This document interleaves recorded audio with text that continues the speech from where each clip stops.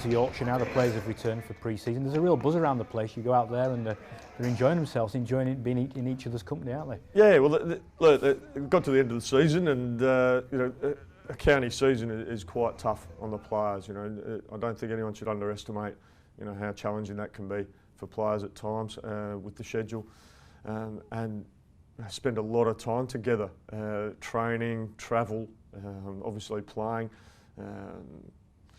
So I think they've enjoyed having a bit of space from each other. But then they're like kids in candy stores when they come back. There's always that buzz, that feel. They're just getting to reacquaint themselves with their mates again. It's you know, it's fantastic. It's great to see them, you know, in such good spirits.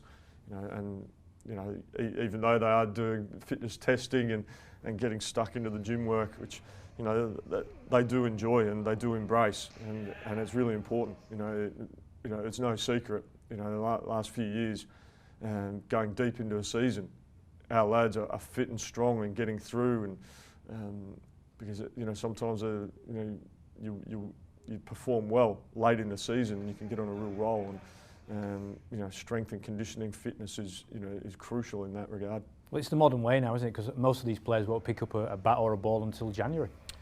Yeah, and we leave that up to them, really. You know, all the skills come in. We start having the official sessions, I suppose, in January. But we feel it's really important to have a really good, solid conditioning block before Christmas. You know, if lads want to do some extra work, you know, with their batting or bowling pre-Christmas, it's up to them.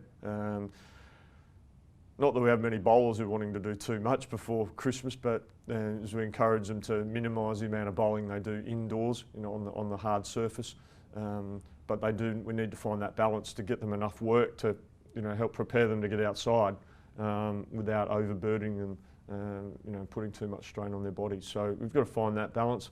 Batsmen, it tends to be the guys that come in before Christmas to do their skill work are either heading off overseas to play some competitive cricket in the new year, or lads that have a specific development they want to work on with their game, you know, maybe a new shot or something like that. So they like to just have that extra couple of weeks work to, you know, to get stuck into some drills.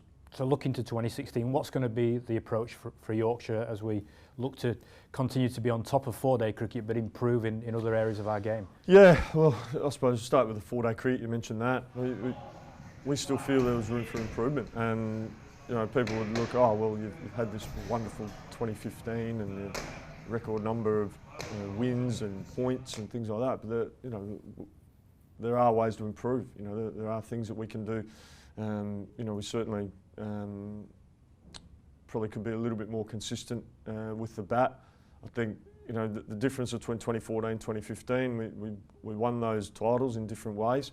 Probably 2014, we're probably a bit more consistent with the bat as a team. In 2015, it tended to be more big individual contributions, you know, one-off in a match with either the bat or ball. So, particularly with the bat. So, and that was probably the most pleasing aspect, is that we did find a way, and the lads were able to adapt and, you know, and find ways to win games of cricket. So what we want to do is keep striving for improved consistency, keep challenging the players to build on the last couple of years and go again. Challenge the support staff. You know, we want to put on the best possible sessions that we can to help the lads improve their game, which probably takes me to the one-day stuff. In 2020, you know, we've identified, you know, we certainly need to improve. There's no doubt about that. I felt we made really good strides in one-day cricket in the 50-over game. We made the semi-final stage. So I felt we made some good improvements in that regard. 2020, we were poor, and there's no doubt about that. A number of reasons. I think we can improve our skills with the ball up front and at the death. You know, with our batting, probably need, you know, we need more contributions. So we need to, you know, score more runs and need to be a bit more consistent with that. You know, and you know, for me personally, you know, we need to make sure that we're picking the right sides and getting batting orders right, so I'll be working with the captain and you know, speaking with the fellow coaches and the support staff to make sure we're coming up with the best possible combinations for Yorkshire to play in T20.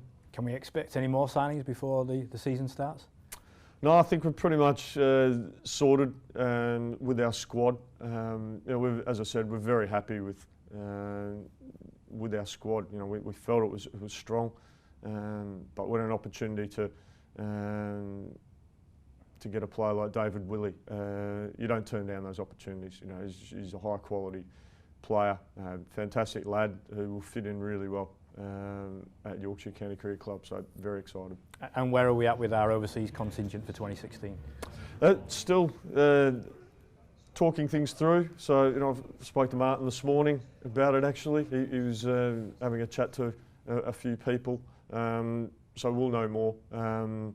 You know, obviously, you know, there is potential to have an overseas player for 2016. We'll just have to wait and see.